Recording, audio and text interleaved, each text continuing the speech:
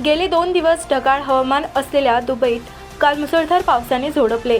येथे ड्रेनेज व्यवस्था नसल्याने सर्वत्र पाणीच पाणी आणि मोठी वाहतूक कोंडी पाहायला मिळाली। काल 18 डिसेंबर सायंकाळी विमानतळ गाठले। आमची रात्री 11:35 ची फ्लाईट एकापाठोपाठ विमान उडान रद्दच्या बातम्या धडकत होत्या आणि विमानतळाचे टर्मिनल 2 एसटी स्टँडपेक्षाही जास्त गर्दीने तुडुंब भरले होते। दुबई हे शांत विमानतळ, त्यामुळे इथे उद्घोषणा नाहीत, समोर उत्तर द्यायला कोणी अधिकारीही नाही। सगळा केयास होता, कोणालाच काही कळत नव्हते। थोड्या वेळाने गोवा, अहमदाबाद, कराची, अंकारा अशी काही विमाने हवेत झेपावली। त्यामुळे आम्हा मुंबईच्या प्रवाशांची आशा पल्लवित झाली।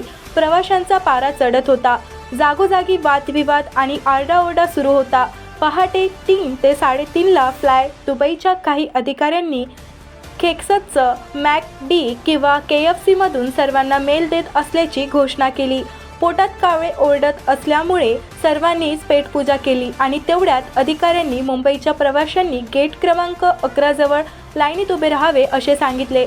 सर्वांचे चेहरे फुलले, मात्र दुर्दैव काही पाठ सोडेना। विमान रद्द झाले असून तुम्हाला आम्ही उद्याचे म्हणजेच 19 डिसेंबरचे रात्री 11:35 च्या फ्लाईटचे बोर्डिंग पास देत असून तुम्हाला तोपर्यंत हॉटेलमध्ये ठेवत असल्याचे त्यांनी सांगितले।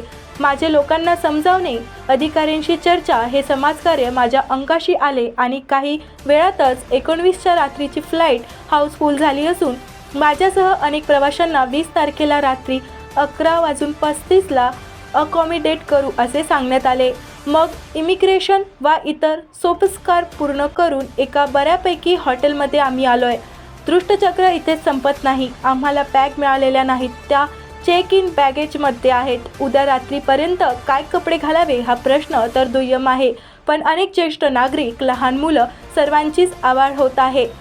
रोल बॉलच्या पुरुष आणि महिला गटात केनियाला पराभूत करून हिंदुस्थान विजयी झाल्याचा आनंद तर विरलाच आहे, पण 2 दिवस करायचे काय हाही प्रश्न आहे। अनेकांकडे पुरेसे पैसेही नाहीत। आता मंत्रालय, फ्लाय दुबई कंपनी व सर्वत्र फोनाफोनी करत आहे। अनेक विमानांचे उडान रद्द किंवा नियोजित वेळेपेक्षा खूप उशिराने होत आहे। मित्रवर्य नितीन इसरानी यांनी त्वरित 2 दिवस पुरेल एवढा खाऊ धाडलाय आणि कपडे विकत घेऊन पाठवतो म्हणतोय।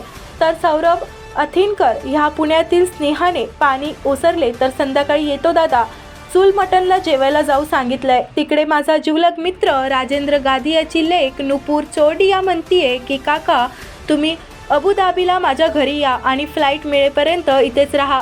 सध्या तरी वाईट अडकलोय, कुठेच जाता येणे शक्य नाही। निसर्गाच्या लहरीपणाचे फटके सगळे जगच अनुभवत आहे। ग्लोबल वॉर्मिंग म्हणजे काय रे भाऊ म्हणणाऱ्यांना निसर्गाने दणका दिलाय, एवढं मात्र खरं। बघूयात काय होतं ते।